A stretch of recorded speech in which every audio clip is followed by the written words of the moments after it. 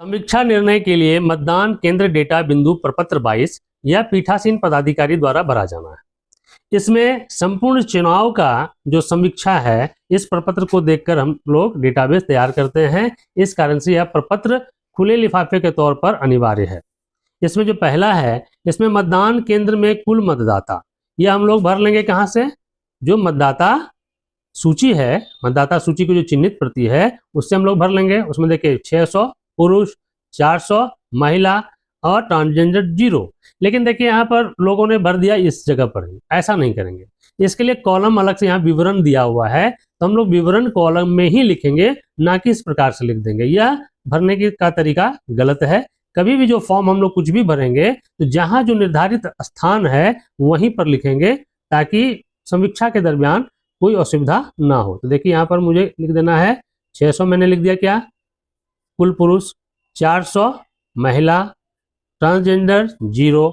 मतदान केंद्र में मतदान करने वाले मतदाताओं की संख्या, तो ये आपको कहां से पता चलेगा? यह पता चलेगा P1 के पास से, कितने पुरुष ने वोट किया, कितने महिला ने वोट किया, उनसे आप ये आंकड़ा इसमें ले लेंगे और लेकर के आप लोग पहले प्रपत्र भर चुके हैं, उसके अनुसार ही आप लोग इसमें डालेंगे 460 पुरुष और 302 महिला। ट्रांसजेंडर 0। निवेदित मतपत्रों की संख्या 0। चुनौती दिए गए मतों की संख्या 0। CBS द्वारा प्रॉक्सी मतों की संख्या 0। ईपिक के आधार पर मतदान करने वाले मतदाताओं की संख्या 496। अन्य वैकल्पिक जो 11 दस्तावेज हैं ईपिक के अलावा, उससे मतदान करने वाले लोगों की संख्या 266। नियम 49O के तहत अपने अधिकार का प्रयोग करने वाले मतदाताओं की संख्या जिन्होंने वोट रिकॉर्ड न करने का फैसला किया। तो एक मतदाता था जिन्होंने इनकार किया था, हम लोग यहाँ भी भर देंगे 01।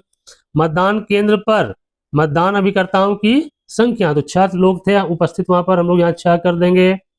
अब है मतदान करने वाले प्रवासी मतदाताओं की संख्या, तो 0 हो जाएगा, कोई हमारे केंद्र पर नहीं थे। प्रयुक्त BU CU तथा वीवीपैट की संख्या, तो सभी 1-1 थे।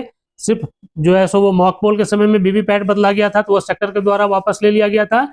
हमारे पास क्या है? 1 BU, 1 CU, 1 वीवीपैट। तो हम लोगों ने इस संख्या को यहाँ पर भर दिया, तो 01,01,01।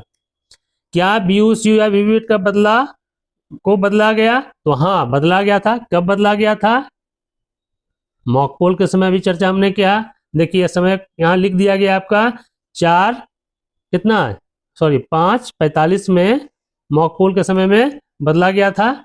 और एरर क्या शो कर रहा था? हमने यहाँ लिख दिया, यहाँ पर एरर वीवीपैट 2.1 लिखा हुआ है, ये मेंशन होना चाहिए यहाँ पर। ASD मतदाता की सूची, कुल ASD मतदाता तो 0 है, हम लोग यहाँ 0 लिख दिए। कुल मतदाता जिन्होंने ASD मतदाताओं से अपना वोट डाला, तो 0 है। अब है किसी भी कारण से हिंसा या मतदान में व्यवधान की कोई घटना नहीं हुई है, तो नहीं भर देंगे हम लोग यहाँ पर। 17 जो कॉलम है, मतदान केंद्र के संबंध में कोई शिकायत प्राप्त हुआ है, तो नहीं प्राप्त हुआ है, नहीं भर देंगे हम लोग यहाँ पर। CPF की नियुक्ति, तो हाँ हुई है हमारे पर, केंद्रीय जो रिजर्व फोर्स है वहां पर थे, तो हाँ लिख देंगे हम लोग। वीडियो कैमरा की व्यवस्था थी, हम लोग हाँ लिख देंगे इसमें, वीडियो कैमरा की व्यवस्था हो गई। अब है माइक्रो ऑब्जर्वर की नियुक्ति, तो हमारे केंद्र पर माइक्रो ऑब्जर्वर की नियुक्ति नहीं हुई थी, तो हम लोग इसमें नहीं भर देंगे। मॉक पोल मतदान अभिकर्ता के समक्ष हुआ था, तो एकदम हुआ था, इसमें हाँ भर देंगे हम लोग। 5 PM के बाद टोकन प्राप्त कर मतदान करने वाले मतदाताओं की संख्या कितना था? 288। हम लोगों ने 1 से 288 तक टोकन बांटा था।